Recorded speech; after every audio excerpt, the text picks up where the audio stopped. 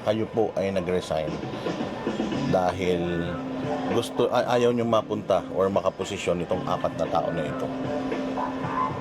Nung kayo'y nawala na, tumupad po ba sila dun sa inyong kasunduan or at least man lang, in-honor man lang ba nila yung inyong call na wag malagay itong mga to sa posisyon? Hindi, nandyan eh. Nandiyan yan sila.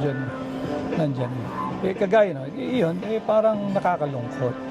Dahil nung nagpaplano kami, talagang aayusin yung gobyerno eh. Kasi yung 31 million, essentially nga, sa kanya rin ang galing ito, essentially, he was given by the Filipino people a clean sheet to write his presidency. Write your own presidency.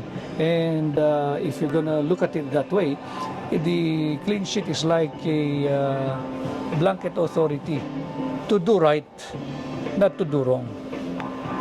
Di ba?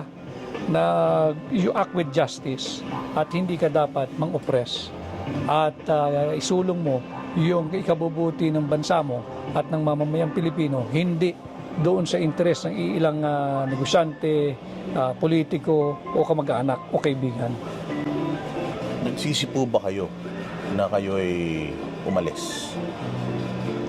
Or somewhat, naisip niyo po ba na kung nandiyan sana ako, nag-guide ko sana Hindi siya? rin ako tatagal eh. Hindi rin ako tatagal. Kung nag-decide ako na nandoon pa, it will just be a matter of time. Aalis din ako. Because nobody can force me to sign anything.